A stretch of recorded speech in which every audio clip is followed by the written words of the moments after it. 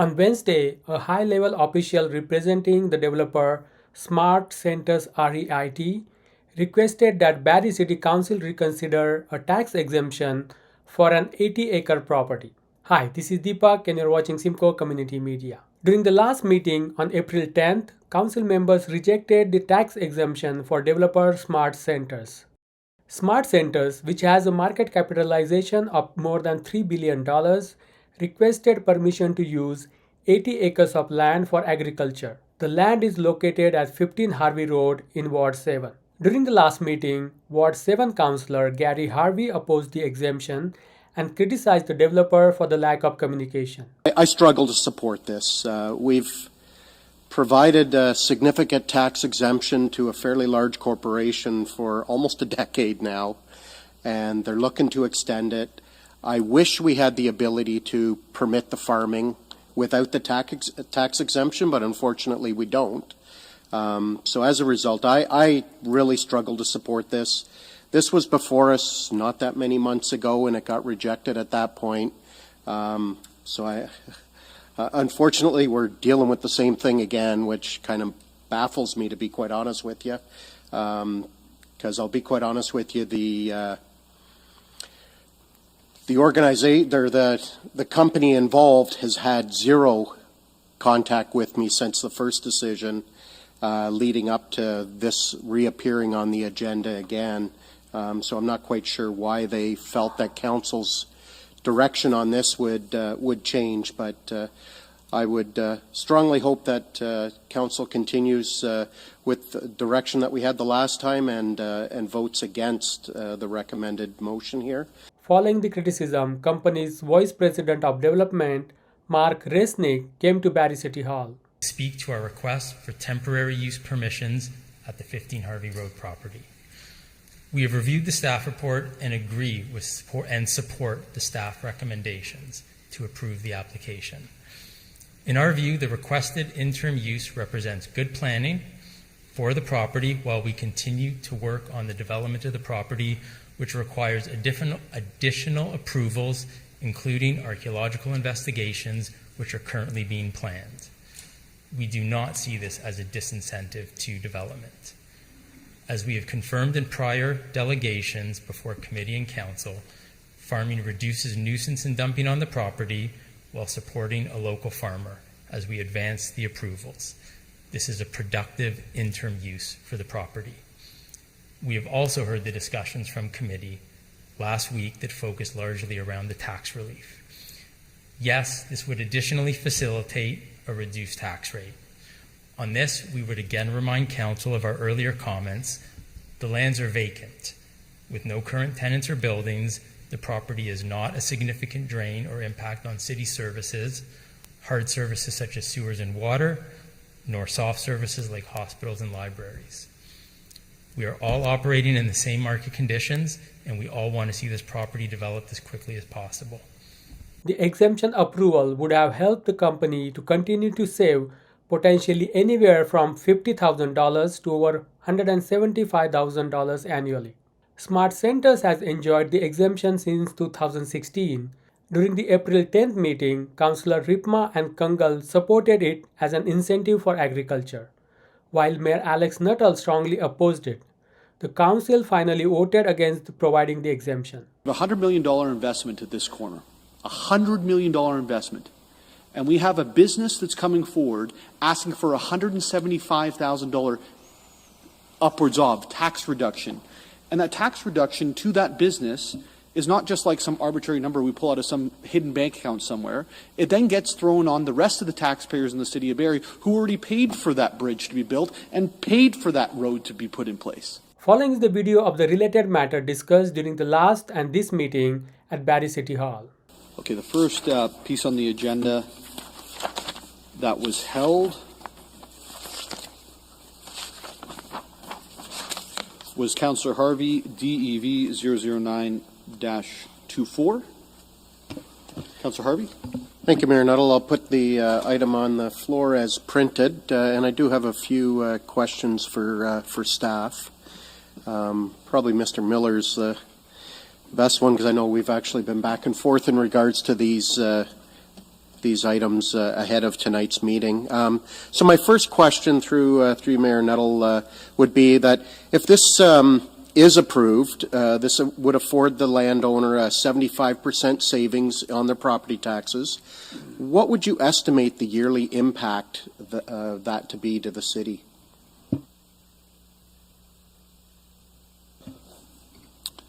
Through you, Mayor Nuttall, to Councillor Harvey. So currently, they have been receiving the benefit of the reduction in taxes. So the tax amount, there's no immediate impact because we're still collecting the same amount. That's in our base.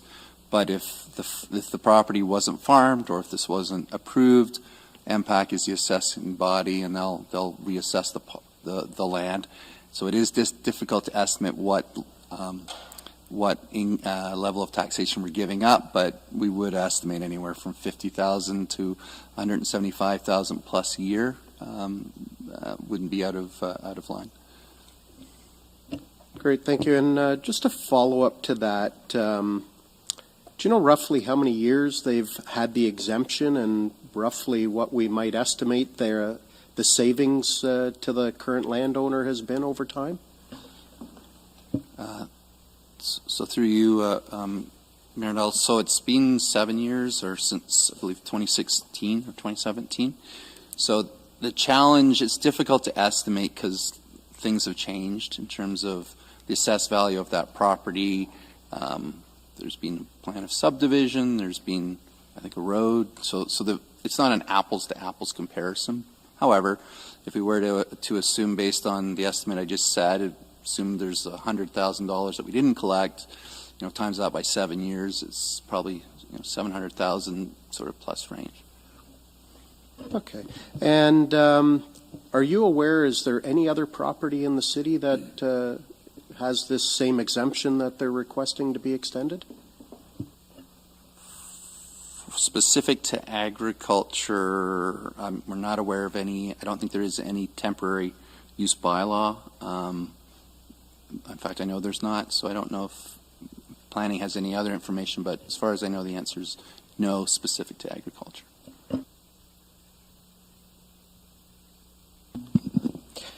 Through you, Mayor Nuttall, to Councillor Harvey. No, many properties, for example, say in the secondary plan areas, retain to the zoning from the Town of Innisfil zoning bylaw.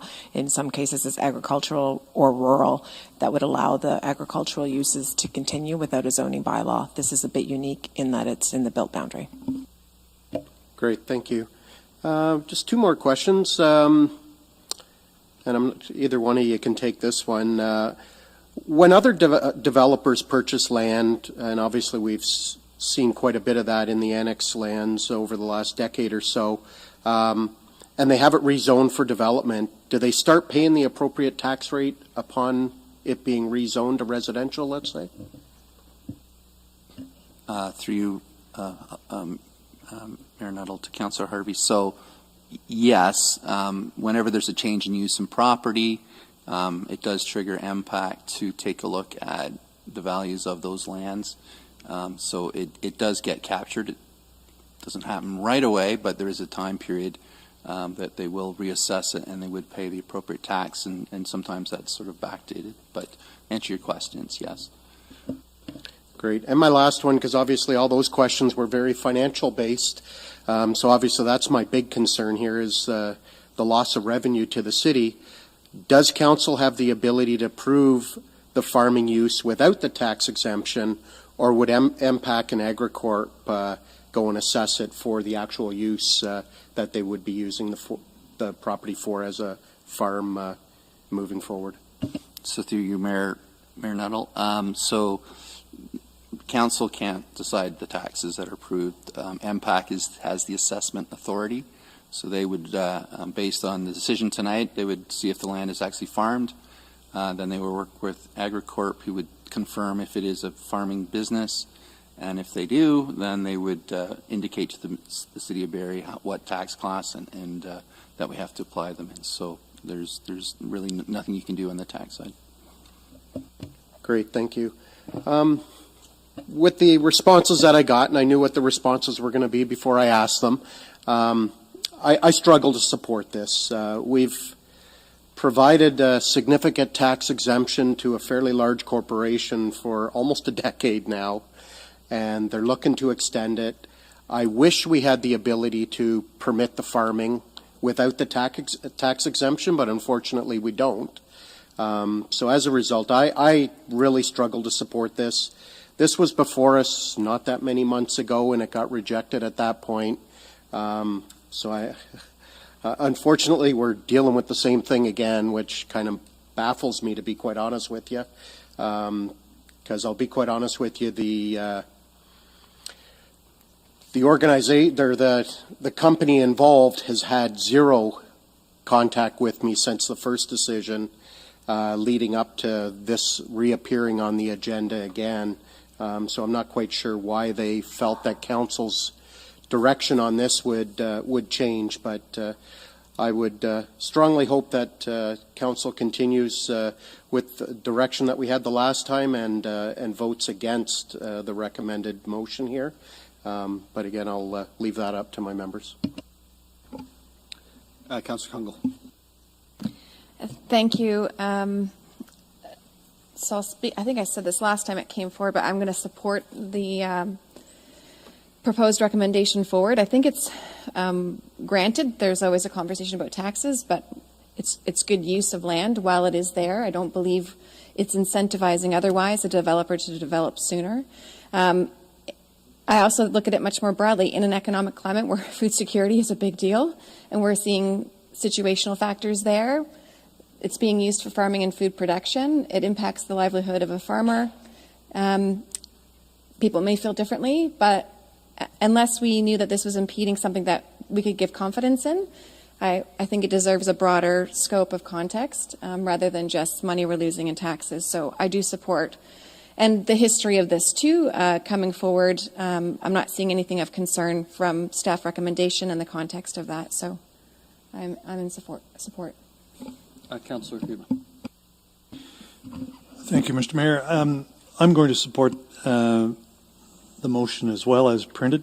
And the reason for my thinking on this is number one, it has been used for agriculture for years, and to continue that, I think is a good use of the land until it's developed for industrial purposes.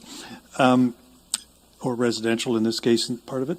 I think the other part of it is, as Ms. Banfield said, this is one of the few properties that's being farmed inside the urban boundary, in the old boundary. And the properties that are owned by the development industry in the annexed areas are, when they're farmed, they do have this tax exemption available to them. So I think, we are treating the people that own these properties consistently with all the others that are in a similar situation. So I think there's a lot to be said for that. But I think the more important piece of it is that I really believe that we ought to encourage agriculture as an interim use here, and I see this as for a period of 3 years. I say let's move ahead for 3 years, and then we'll see where we are at that point. Thank you, Councillor. I'm just going to jump in because I actually have a couple of questions, maybe for Mr. Miller. Mr. Miller, separate report tonight, but on the same subject. And this was actually Councillor Riepma that pointed this out to me. We have the tax ratios being set for 2024.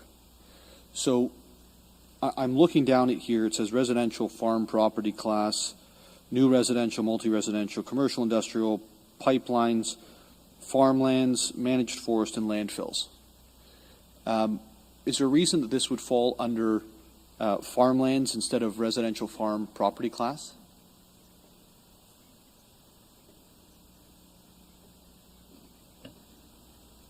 I'm pondering your question, seeing if an answer is going to pop up. So let me on my ask it in another screen. way. Let me ask it another way. If we were to deem it to be falling under the residential farm property class, which has an equal ratio as the new multi-residential and multi-residential ratios, rates, would that not allow them to continue farming, but us to keep the dollars? Through you, Mayor Nuttall, no. It's the legislation. There's a 75% reduction against the residential property rate that they would get that's treated as farm class. So what is a residential farm property class, and why is it the same rate as new residential? I'd have to get back to the details. It is set by MPAC, and they're the ones that describe it. So I can take that back and get you a clear answer as to the most loose what it description is. You can find. Yeah. I'm just kidding. So, but I can tell you we are set in stone as to the rate that they fit into, but I can get you a clear description on those rates. Okay. I apologize. I haven't asked any of these questions up front or let anyone know they're coming, so I'm just going to start firing them off. Can anyone tell me how much it costs to put Brine Drive through?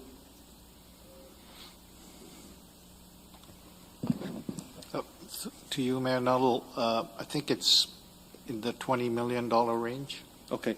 And when's that Brine Drive starting? Because I think they were doing curbs this week, so it can't be that far off. I think they might even be ahead of schedule is what I read in the news. Mayor Nuttall, they are ahead of schedule, and I think they'll be complete next year. And how much did the Harvie Street Bridge cost the city of Barrie and its taxpayers? Mayor Nuttall, in total, it cost around $76 million. So we have a $100 million investment at this corner. A $100 million investment. And we have a business that's coming forward asking for a $175,000 upwards of tax reduction. And that tax reduction to that business is not just like some arbitrary number we pull out of some hidden bank account somewhere. It then gets thrown on the rest of the taxpayers in the city of Barrie who already paid for that bridge to be built and paid for that road to be put in place. The last thing, yes, sorry, Ballot, yep. To you, Mayor Nuttall, the one thing I wanted to add is in order to put the Bryn Drive North in place, we needed land, and the owners of the property did dedicate that to the city at no cost. And was that in exchange for this? No, Mayor Nuttall, no.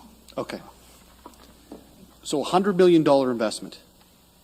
And now $175,000 is being requested in the tax reduction. Like, I am totally good with paying less taxes or removing the barriers for development to take place so that we can have more housing and we can have more commerce and we can have more industry and all the things that that land is designated for. In fact, I think staff are working on a CIP right now to come forward with some incentives based on the funding we've received from the federal and provincial government. The Liberal federal government, the Conservative provincial government have said, figure out ways to incent these types of properties that are serviced to be built on, and instead we're actually going to incent them the other way if we approve this. We're actually going against the decisions we've been making week after week after week after week, the sacrifices that we're asking for residents to take in terms of, or make in terms of the number of units on properties, the setbacks for things to be done. And then we're just going to be like, you know what, we're just going to give $175,000 to some business so they don't have to do that. That's ridiculous. That is absolutely ridiculous. I understand somebody farms this property. I honestly don't know whether they are using it for cattle feed or for if it's going from this place to the Walmart shelf. I have no idea. But I'm not willing to subsidize it for $175,000 a year. And I love farmers, and they feed cities, and they do incredible work, and they work way harder than all of us put together. But I cannot ask the people of Barrie to give $175,000 for this purpose. What I can do is I can say to SmartCentres, bring forward the development now that you're ready. We have the road there, we have the bridge there, we have the services there, and let's start building that part of the city the way that we've envisioned it to happen based on the investments that we've made. I had a couple of, before the two of you, I had a couple of other, Councillor Morales and somebody else. Thank you, Mayor Nuttall. I love when you get into House of Commons mode. That's what I'm going to call it from now on, House of Commons mode. Anybody who wants more of that content, log on to YouTube somewhere. I'm sure it's on there. That's a compliment, by the way. I'm actually a fan of SmartCentres. Their leadership with the Tesla charging stations on Bayfield was instrumental to the push that we did in 2016-17. Now, we did it on private land with Tesla, they did it on their own private land, but that was back in 2016-17, the only really plug-in hybrids were the Chevy Volts, not even the Prius then. So I love their leadership. However, on this, I'm on side with you, Councillor Harvey and Mayor Nuttall. We're in a housing crisis, in an inflation crisis. I have a hard time incentivizing inaction. Like you said, I almost feel like I shouldn't have said anything after you, but it doesn't matter. Food is great, and we need to, farmers feed communities, but this land is ripe for housing. That's it. That's almost the words I was writing while you were talking. Ripe for housing and ready to go. So I'd much rather them, like you said, take a look at the CIP. We've got money. The policies are being fleshed out. And if they want to move numbers around on their pro formas through a CIP, which is action instead of inaction, and almost, I'm not accusing them of using a farmer as a cover, but I just don't want the whole farming thing to get into this conversation. This is a conversation about inaction versus action with housing on the line and an inflation and housing crisis. So I'll be supporting the ward councillor on this. Thank you, Councillor. I'll go Councillor Corser, then Councillor Kungl. Okay, through you, Mayor Nuttall, to Bala. Could you please expand a little bit on the property, or sorry, I'm not sure if it was your the staff that mentioned the property owner giving property to the city? Was that what I understood? Can I have a better explanation of what happened there? Through you, Mayor Nuttall, to Councillor Corser. Yeah, what I was saying was, so this property owner does have a planning application underway, and as part of that, we did ask for them to dedicate the lands we need to build the road, and they have done that, and that's what facilitated the construction of the road. Okay, and if I could follow up with just trying to better understand process. So they have a planning application in for that piece of land, and I'm not sure if this will go to you or Ms. Banfield. At what part of that planning application would the zoning change on that piece of land? Through you, Mayor Nuttall, to Councillor Corser, I think Ms. Banfield can probably give you a better answer on that. Thank you. Through you, Mayor Nuttall, to Councillor Corser. So the zoning is already approved. The zoning bylaw amendment for the ultimate use of the property is approved. I believe it was approved, I want to say maybe the end of 2023. Don't quote me on the date. They also have a draft plan of subdivision. That's also approved. So draft plans of subdivision have a list of conditions, and then you'd move to registration. Typically, we would get any sort of road widenings or road land through the draft plan process and ultimately through the registration. In this case, because of the timing, the applicant agreed to dedicate it early because we haven't registered the subdivision, and that's the land that but the general manager is talking about. That's the land we got early, earlier than we would normally have gotten it, which is something that not everyone does. Let's just put it that way. So that's where we are with the planning process. The intention always was for this agricultural use to be just interim while they are kind of, clearing their draft plan conditions and hoping to register their draft plan. Hope that answers your question. Okay, thank you. And for the zoning that's changed, I feel like I should know this, so I'm probably asking a question I should already know, but many people at home probably don't either. So what point does the tax change on a zoned piece of property? Once it's built, once the shovels hits the dirt, when does the tax rate change to, as it's now, to residential? So through you, Mayor Nuttall. So there's a number of factors that MPAC uses in determining when it changes. So change in use. Even if this property was granted the right to farm and they didn't farm it, MPAC would assess that, well, you're not farming it, so therefore you'd be charged the regular rate. And Michelle mentioned plans of subdivision. So those are all triggers for MPAC to take a look. Really, it's the change of use is the trigger, and then they go through their process, do their assessment, and then inform the city. Okay, so understanding that not your circus, not your monkeys, if you will, with the MPAC, do you understand? Can you give a little more clarity on so MPAC? If they stopped farming on the land tomorrow, MPAC would then could or might not change the. It takes a long time for that red tape kind of thing to change over to the taxing difference. Sorry, I'm not asking that very clearly, but. Yeah, I think you said how long does it take? So it takes time, right? Yeah. So obviously they're not going to go day by day. It'll take some time, but they will go back in time, right? So if they retroactively, if this gets approved, and let's say 6 months, a year from now, there was no farming activity on that land. Well, you didn't farm for this past year, and that would be a reconsideration. Okay, so, So it's an ongoing process. It's not an automatic. It does take some time on that. It's, but at the end of the day, it does generally get captured. I'm having a really tough time with this one because the first time this came in front, I was like, no, they shouldn't be getting away with this deal on their land. But now having, I look around the city, and thankfully we're having more shovels in the ground of land that have been sitting stagnant for quite some time.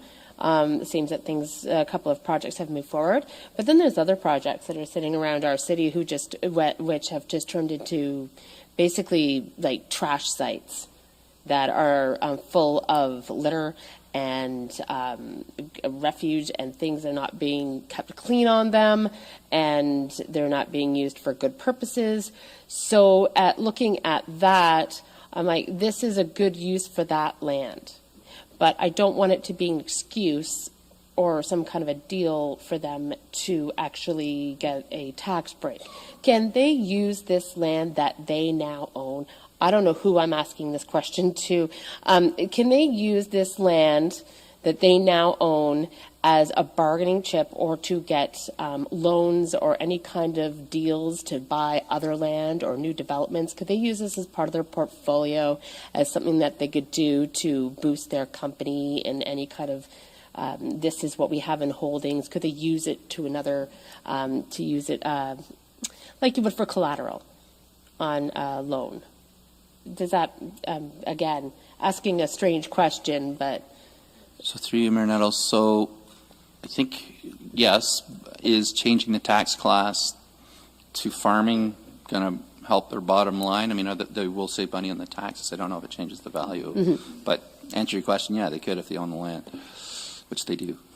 Yeah, so they can turn around and say, well, we've got this much of for if another development, they wanted to do another development, they could say, we're holding this land in Barrie, we have this value. So if a loan, I don't know, car loan, I have this, make this much money, I have this much in assets, so I can get this loan because, or car loan is a bad example, a mortgage, something that they could use as a bargaining chip to do other developments elsewhere. I guess that's the question. Councillor, the answer is that the value of the land is derived from the zoning, the usable property, and the densities and uses on it. Those have all been essentially, for the most part, designated as of this point. Is that correct, Ms. Banfield? Have we generally planned out what's going to happen there, and right now it's past the draft plan of subdivision into the actual site plan?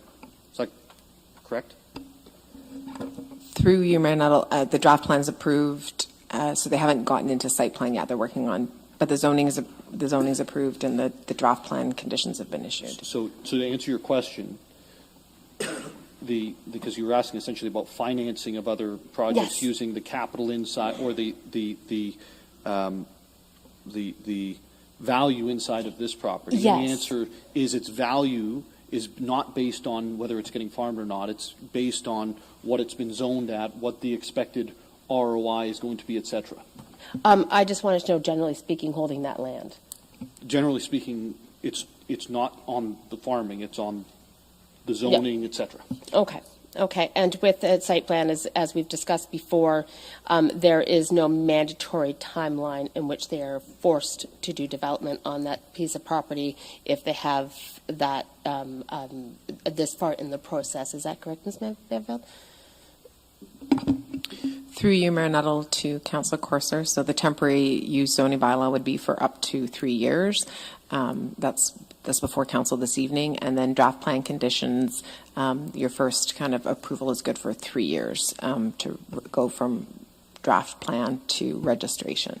So at this point, there is a bit of time for the applicant to get some details for the projects, in the next couple of years. So the site plan and the deal on taxes is pretty much aligned with 3 years, which would be where the deadline runs for them to actually move forward with their planning application. Is that correct? Through you, Mayor Nuttall, to Councillor Corser, certainly items like draft plan approvals can be extended. That's certainly something that we've seen in recent years if they haven't gone far enough along. So there is, and it's a big property, so it's most likely going to be developed in phases. If council remembers the draft plan, there's a school block, there's, a bit of kind of mixed use development, some residential, so it most likely will be developed in phases. Okay. I'll leave it there. I'll take all the rest of my questions I sandbag staff with offline. And this is a tough one because I'm seeing what's happening to other land that's supposed to be developed around the city and the condition that it's in. And at least this is a good use of land, but then I'm torn with the tax break. So I just have a lot to keep me up at night until we decide what to do with this. Thank you very much. Councillor Nixon, and I have, Councillor Kungl, I hopped over you. So we'll go with Councillor Kungl first, then Councillor Nixon, and then Deputy Mayor Thompson.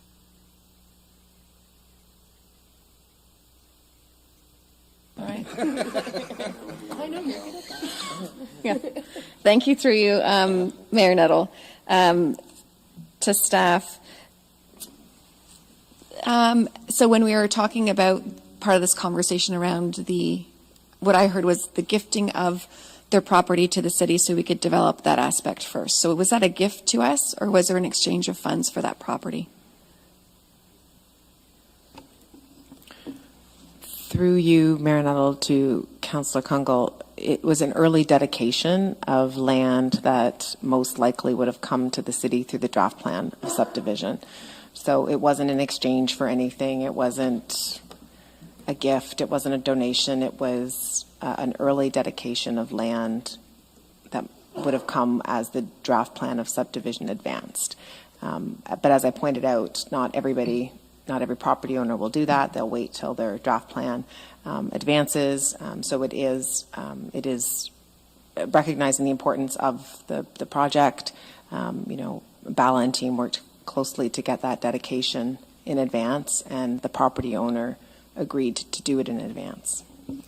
Is there anything that would be relevant for us to further appreciate around, did that come as a cost or loss of revenue to that individual at that time to do so, or is that just good partnership?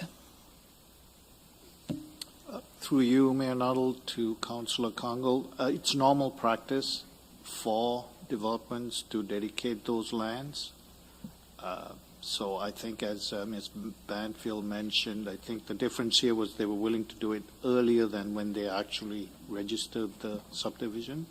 But this is normal practice. Okay. When I look at this, and I was trying to recall, and it's unfortunate there's been a gap from the past conversation where the developer was here speaking to this, but if I'm recalling correctly, the context around this was that while it is a phased development, I believe that there was an interest in making sure that that farmer would just phase out the parcel of the land that they're farming and would be able to continue to do so if we supported that zoning, but that there was an appreciation that that is a partnership that had benefit of continuing for farming while the phased approach happened. So it wasn't an all or nothing. I don't see any evidence, nor am I in any way confident, that creating a penalty around pulling this relationship to then remove the tax benefit they're getting is going to incentivize development earlier. So I'll put that there.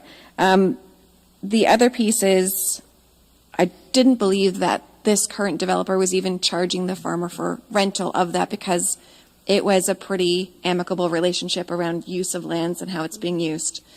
And I think for the purposes tied in the memo around our strategic plan, like it is a good use of ground cover and around supporting agriculture.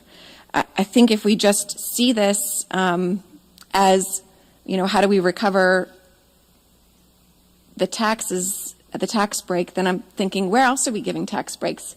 And not really considering that in this conversation. So anything from previous conversations to let's waive DCs to incentivize certain developments. Like, we can be creative in certain areas, but I think it behooves us to look more broadly at certain situations and not just a tax break. So somewhere down the line, if we want to incentivize the fourth unit as a right, and we're saying let's waive DCs, we still have to be whole. So we're still looking at different ways in which we're giving tax incentives or tax breaks incentives on different developments. I see this as a good partnership. I see it as a good use. I think it's an appropriate framing of up to 3 years. And if this individual is coming forward sooner, great. But I don't feel that removing this incentivizes development any sooner. Thank you. Before Deputy Thompson, there's no penalty. This is the standard. They're asking for an exception, an exemption to what the actual standards are. It's actually a penalty to the taxpayers, not a penalty to the developer. Councillor Nixon. Thank you. Through you, Mayor Nuttall. Yeah, I agree with Councillor Kungl that it may not incentivize the developer to build any quicker. It may. There's nothing more exciting than when we meet with a developer and we see all this big presentation and about what they're going to do and how it's going to help the city reach its goals to build homes. There's nothing more frustrating than years later seeing an empty lot and seeing things not happen. And, you know, we do not have the ability. People ask me all the time, well, can't we just penalize them? Can't we do that? No, we can't. We do not have the ability to do that. On the other hand, I don't see why we should be rewarding developers for not proceeding. So instead of penalizing them, we're actually rewarding them. You know, so I agree with Councillor Morales. You know, SmartCentres is a great developer. They've been a great partner to the city. I think this tax change is certainly not going to affect the price of their stock. They're a pretty big operation. And if they choose after this to continue farming, then they can certainly do that, but I will not be supporting it. Thank you, Deputy Mayor. Thank you, Mayor Nuttall. Through you to staff, and I'll let CAO Prowse, but I think it's Ms. Reed in government relations. Is there any tax incentive through the federal or provincial for farming, like an exemption? Was there a subsidy in either of those levels of government? Through you, Mayor Nuttall, to Deputy Mayor Thompson.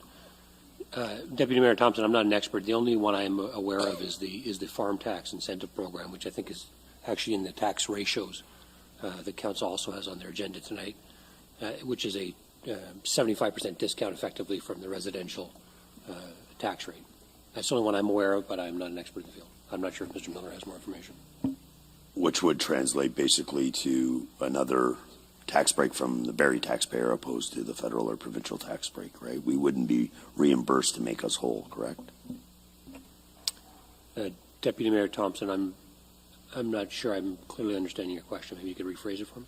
So on the residential farm in the tax ratio, it's a 75% reduction of the tax, which is what we collect as municipal tax. But, you know, just let's use, if it was $1,000, they would pay $25 or $250.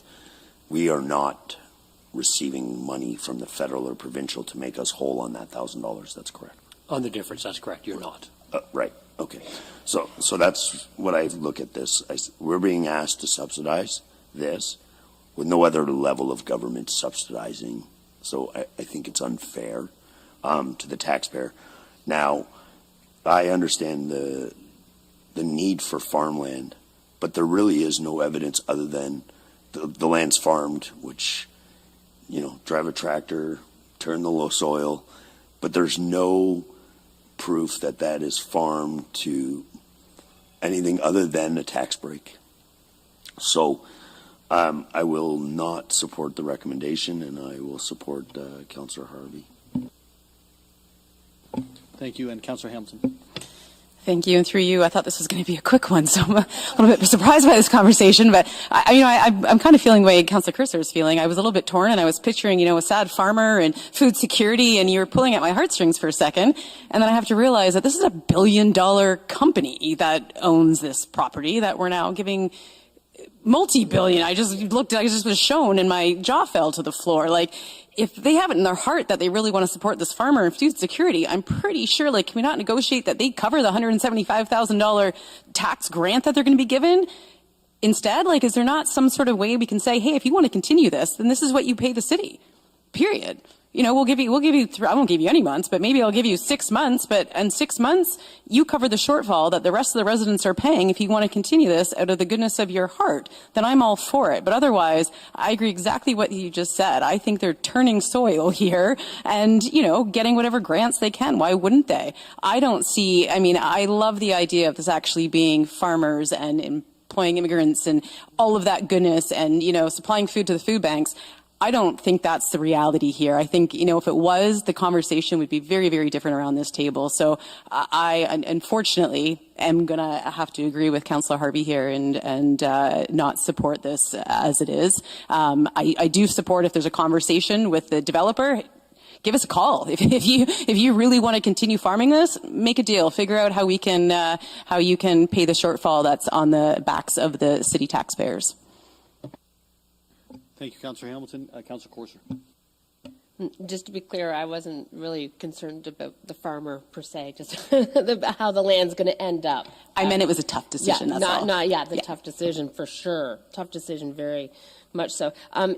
If I recall correctly from the last conversations that we had regarding this, if we decided to change the tax, the use of the land, so it would be taxed at a higher rate. Correct me if I'm wrong. That would mean that you would no longer be allowed to use that piece of land for agricultural and farming. Is that correct? So if we did change the tax rate to residential, whatever it may be, industrial, then the ability to actually use that land as farmland would be taken away. Is that correct? So through you, Mayor Nuttall, I'll just jump in if you want, Michelle. Council is not choosing the tax rate. That's MPAC's job. You're being asked to approve a temporary use bylaw on the land to permit farming. And from that decision, that will impact, if you prove it, they can farm. If you don't, they can't farm it. I believe they do have some recourse that they could appeal this decision to the LPAP board to dispute it. But ultimately, you're deciding how you're going to use the land, and from that drives the tax. So if you can't farm, then MPAC won't assess it as farm land because they're not allowed to.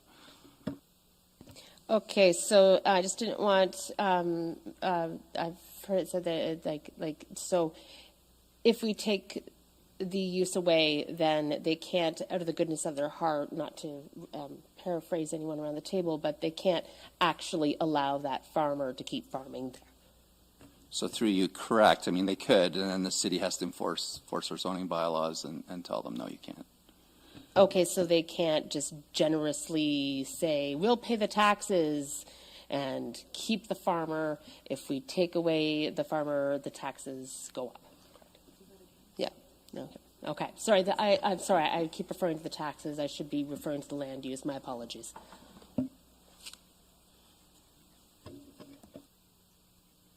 To be clear, you're deciding on how they're going to use the land. So out of the goodness of their heart, they'd be violating the city's bylaw, right? So no, right? All right. Thank you for that. Thank you. Any other Councillor Harvey? Yeah, thank you, Mayor Nuttall. Just to put a little more color to this property, because obviously it was last June when we approved the zoning on it. Like we're talking about roughly 82 acres. That's divided in half by Brine Drive. The east side of it's all going to be commercial, and the west side's supposed to be residential for 155 semi-detached homes, a bunch of townhouses, and 2 apartment blocks because it got downsized due to the request for a school in it. The fact that it was dedicated to the city early benefits the city, but it actually really benefits the developer. So like, I don't look at that as a good deed. It was a good deed for themselves because now that land is going to be ready that much sooner, and as all of a sudden, they could flip this land for probably 10 times what it was worth because now it's got full servicing available to it in short order. So like, I mean, this is just baffling to think that we've got such a rich corporation coming and looking for a small tax savings. Well, small to them, pretty big to your average taxpayer here in the city of Barrie. And we're in the middle of a housing crisis. We need houses built, and everybody's heard the fact that we're running out of commercial lands, and we need more commercial properties built. So we need to see shovels in the ground, and by allowing this farming to potentially occur for the next 3 years is only going to potentially help slow that down. So I just don't see where there's a benefit to the city by moving forward with this. But those are my comments, and I do appreciate some of the comments from some of my colleagues around the table. Councillor Harris. I'll be really quick. I think 2024 is probably a good year to leave this land fallow, so which is good farming practice. So, and I think the better investment for this land is really to get it developed. So whatever we can do to incentivize that I'm full support of. So I don't support the recommendation. I support Councillor Harvey. Thank you. Thank you. Councillor Harvey, you didn't move an amendment. You spoke against it, right? Yes, that's correct. I just had suggested that people vote against the recommended motion. So your request is, yeah, I don't need to repeat it. I'll just, one last question. How long has this land been like this? I think it was like 2016 or something like that. Is that correct? Yes, Mayor Nuttall, that's correct. Okay. So the request is essentially for 24, 25, 26, or is it 20? Does this get them through to 27? Mayor Nuttall, it would be potentially for a 3-year period. So, yeah, mid-2027. Correct. Right. So a dog's life is 10 to 13 years. This temporary use bylaw is literally a dog's life at this point. I will call the vote. All those in favor of the item 1, all those against? It is defeated. Separate report.